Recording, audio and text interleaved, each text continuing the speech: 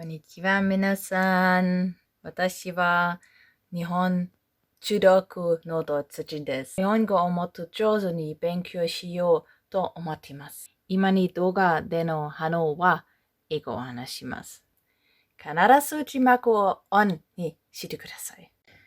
I learned about healthy habits in Japan, and I visited Japan in 2023, and I slept on the floor in a traditional hotel, so I found this video about this girl sleeping on a futon for 1 year. I want to hear her opinion about this topic. Hello, and welcome to finally the Futon update some of you have been waiting for. So I'm Sam, and almost about a year ago we decided to change our bed to a floor bed, and this is going to be a video about all the good things and the bad things and the things we definitely learned along the way, and very recently some things that were unexpected. I do have tatamis now, but they are not under the bed, and also this mattress seems to be very high and firm. But this is not in Japan, right? This looks completely like a normal German room. Let's see if she has tilting windows so I can confirm. But this is not going to be a permanent solution. This is just a temporary thing that we had to kind of put back in while we go out and get our new mattress, which we're actually going to go out today and get a new futon. So that's what we're going to do. I would say one thing for some of you who are really curious to know what it's like to have your bed on the floor. As long as you have a mattress that's really easy to move, then you can kind of give it a go without the full commitment. But you do still have to lift your mattress up every day if you want to avoid the mistakes that we have learned with our futon. Very, very important. Okay. So I'll even just show you right now. I'm hooked. Give it to me. It really looks like a German room. I mean, look at the socket for your electricity items with the 2 dots. I know this is EU wide, but most of the EU don't has windows like this, and especially a heater on the wall of the window like this. I bet this is Germany.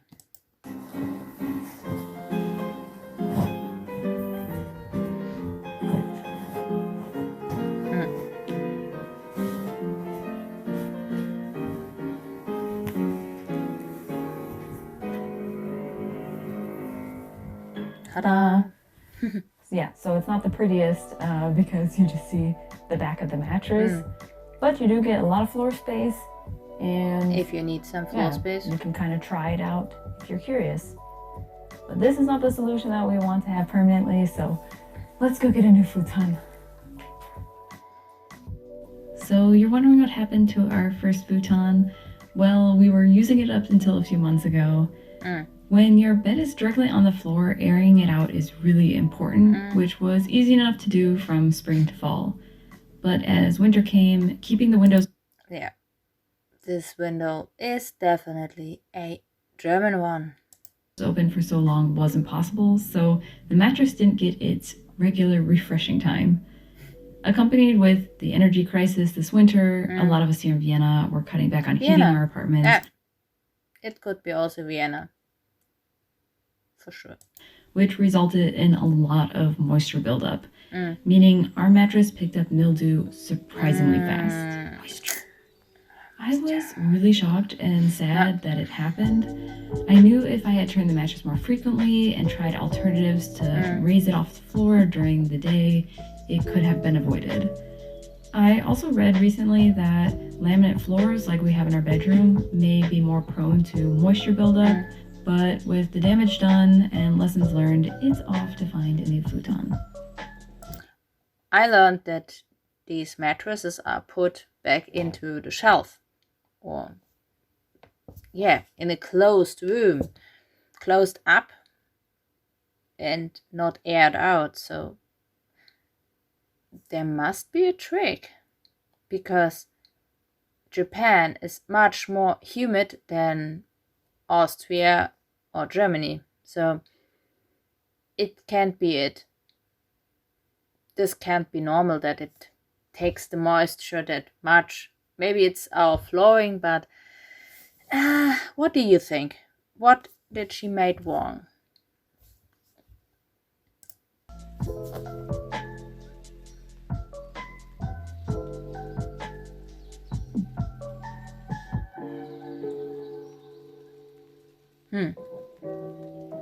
So I don't know that much about tatamis. I mean, all of this stuff, I'm totally figuring this out as I go and kind of playing around and experimenting and researching and watching other YouTube videos. In general, tatamis are expensive, but these are definitely not the most expensive they can go. These are kind of like middle price range, I guess. So I think it's a pretty fair trade-off if you are planning to use this as like your bed frame, essentially. So one thing is to help with air circulation, because you need something between the mattress and the floor to really give air between it. So this would really help with my previous mattress to avoid any mildew or reducing moisture and everything. You still need to air out your mattress and everything with this, but it definitely helps. I have noticed that with the tatamis, it is so much warmer just to be able to sit on here versus the floor, especially now that really into wintertime now. So these tatamis are made from natural materials. Coming with it is also aromatic essence to it, essentially, which I was actually a little worried about if I would like it or not. The scent has definitely gotten a bit fainter as time has gone on with them, but it does always keep this kind of like hay smell, I guess is the best way to put it. Also, on the other hand, when you smell it, you know that it's getting to nighttime and resting and sleeping. So I think a lot of people have also this perspective. Okay. But yeah, the tatamis themselves are very soft. It has like a little bit of bounce to it. Not so much, but I think this is the second trick Japanese people have when they sleep on their futon bed, that their tatamis below the futon bed are a bit bouncy.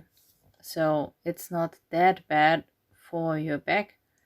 I've heard that sleeping on a hard mattress or hard floor is better for the back and better for back stability, but I'm not pretty sure if this works on all sleeping positions, especially for me as a side sleeper, because I lay mainly on my shoulder and my hip, and this was really hard in Tokyo in the hotel.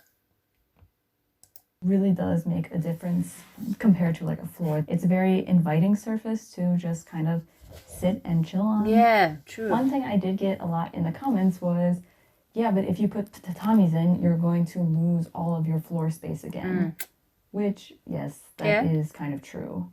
I had in my mind the ability to move these tatamis over to the side, how they were before in like this kind of couch formation. So when I did need the space, I could easily just slide them over and move them.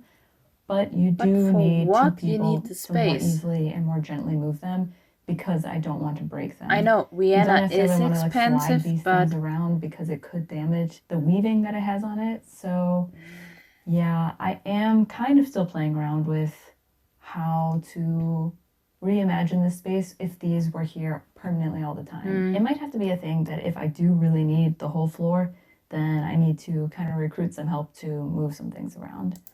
This is a lot of work. Do you always move your futon around every day, or are you rather that person, just leave it there?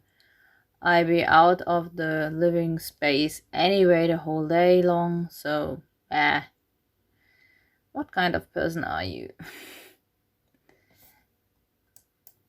Overall, because it has such a low profile, I kind of do things off to the sides that I normally wouldn't if I had like a really high bed frame.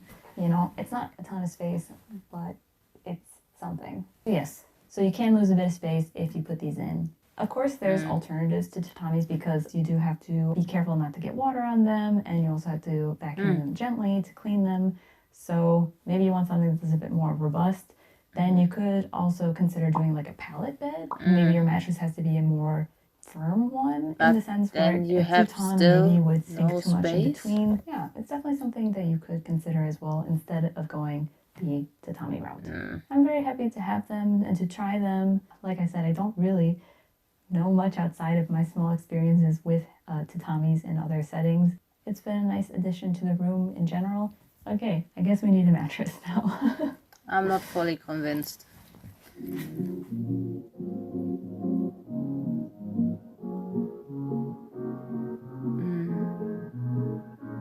Mattress, tatami,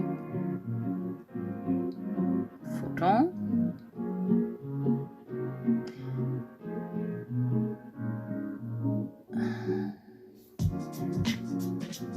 So Japan has less space, and this is opportunity to get space.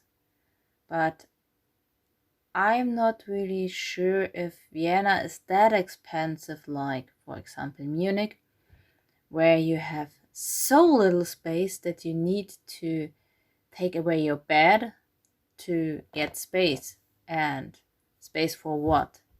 So you have space for your everyday lifestyle, like making home office, so working on a computer, or doing exercises like sports, or even, eating meals. So using it for kind of table and chairs.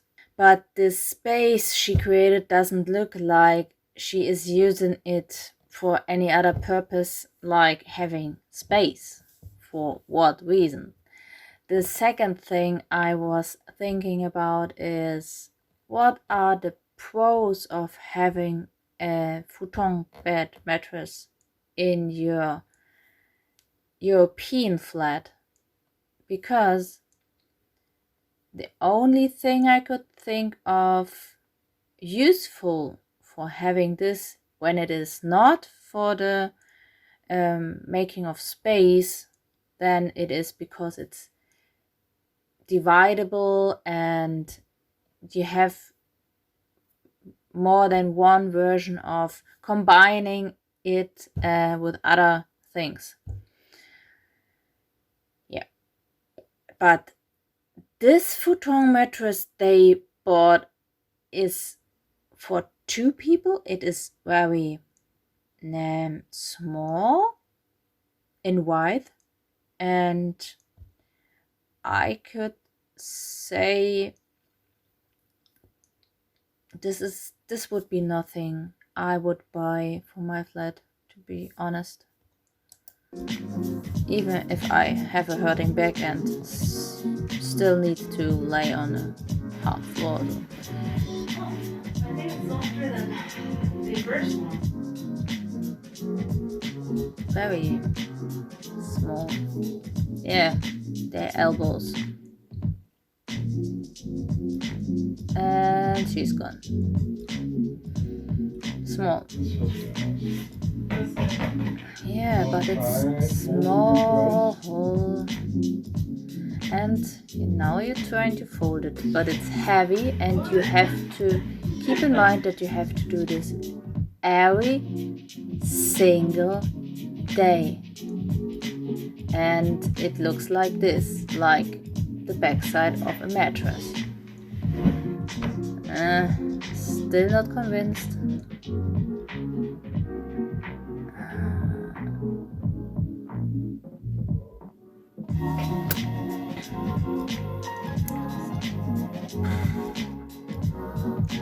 You need a lot of space in your shelf for all the material.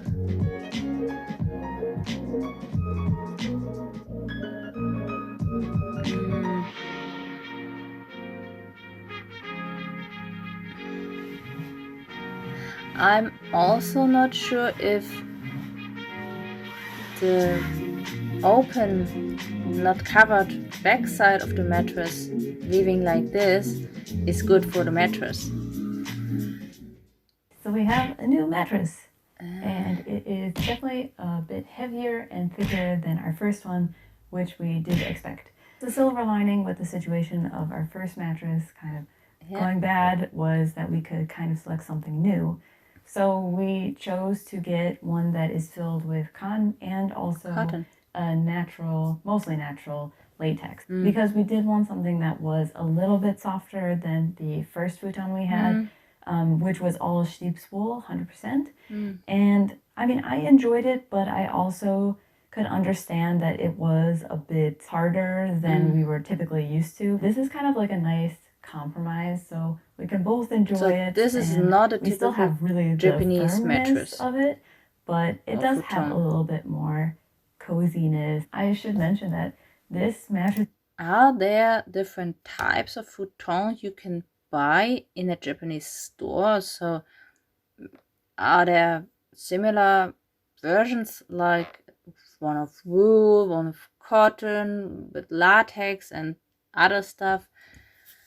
This would be very interesting. Different heights, or what is the range of futon you can buy in the Japanese store? Please write it down in the comment section. This would be very interesting. Is there a video about buying futon bed in Japan? If yes, please recommend it to me. This would be very interesting. This in particular is not meant to be like a Japanese mattress, rolling, storing kind of futon that you particularly see with like association with tatamis. I would be super interested in trying a Japanese futon that is much thinner and meant to go with the tatamis, but it's a bit hard to get a hold of here in Europe. And yeah, I think I need to still do some more research. We only slept on it one night so far, but it is so nice having this kind of futon back. You kind of have to get used to it again because we were a few months without it. It's an easy adjustment back into it, I think, versus like the very first time we switched to it.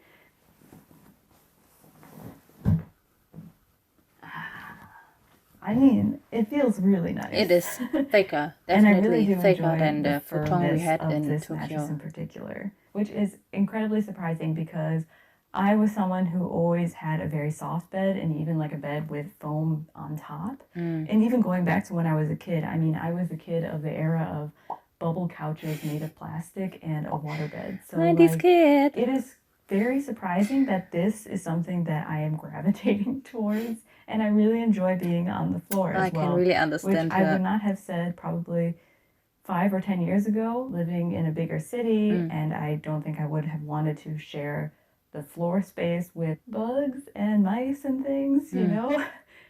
Here, luckily, I don't have that situation anymore, and I also don't have as fast-paced of a life anymore. They're really dependent on where you are in life. One thing I think I've learned is your mattress and your sleeping positions that you prefer are definitely a factor to your comfort levels. Like For I said me, before, I do enjoy side sleeping. So if I actually want to fall asleep completely, side sleeping is really the only way I can do it. But I do enjoy when I first lay down to lay down completely flat without a pillow and just enjoy the stretching out, which is why the futon feels amazing when I first lay down. But once I really want to go to sleep, I still roll to my side and sleep on my side. I fell asleep on the side and sleep on my back. A hard mattress, so either it thin would or just kind of work for me. Would be best for if you like sleeping on your back. If you want something a bit softer, like we have some filling in ours, that's better for if you do still prefer sleeping on your side. I have to definitely play around with how this can work in the space now because I'm quickly losing space in here. Yes. That's one of the things of trying these new So she has her home office they might in fit this in a different way than you had imagined. Now the space has like the tatamis almost permanently here, and now this futon is probably going to be more or less permanently here. You still have to flip it every once in a while, but I might not be able to make the kind of couch shape I initially thought. Maybe it's something more like this that just is half in the room. It's going to be another experimenting phase, definitely, of how it still doesn't look like a living room alternative for me. So in case you have friends over or your parents are visiting, this is not an opportunity neither the folded position nor the position when your back is on the wall, or you have it like a sofa, but the tatamis are clearly permanently in the middle of the room, so you lost the space you want to create. And the single idea I think of to get a solution is to raise your bed above your head. So especially older buildings in Germany have very high rooms, like 350 meters. You can easily build in a wooden bed frame and put your mattress or futon or what you like into this frame and rise it above head level, and you have the space. And you could also use a couch below your bed frame because you have the space under your raised bed. Let me show you what I mean. I know this is a lot of IKEA stuff, but this is exactly what I was thinking of. You have either one bed down and one bed above, or you have some kind of space for a chair and a computer, or you have kind of space for books, shelf, or you have some kind of space for a sofa. And even this could help you in smaller places because you have some storage room under your bed and a table to work on. And if you look closer to the staircase, it has little drawers inside, so you could get them out, put stuff in and get them back in. And yeah, it's usable space, and usable space is key, especially when living in Japan or Munich. Yeah, but things like this could help get the space you want and save the space you need for sleeping while using your futon. I use the mattress in the space, but I really love how this kind this of is getting grounds a the really whole long thing. video. I Sorry felt like for the that. other mattress before was just kind of floating in the space, and I did get really spoiled of being able to pack this away and have the whole floor space open to myself. So I'll definitely have to adjust and see what I like best. But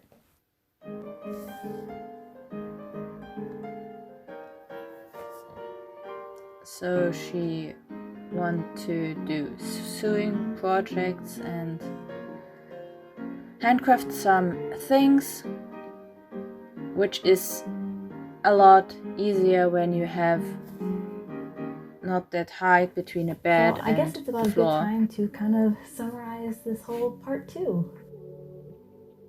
So this is her summary. So kind of like as I ended the first video, I'm going to do a little bit of pros and cons, but I'm going to give it a different diagram because some of the pros and cons like play on each other, and the way you view them may be good or may be bad. I think a lot of the things that I said in my very first video is pretty much still true. If you would like to watch her summary, then please go in the description and check out her channel and her video. Thank you for watching my video. I really love this and will give this video a thumbs up, but it's a bit too long for checking out the summary, but I will check out her channel. If you enjoyed my video, then please also give a thumbs up. Leave some interesting comments I could read.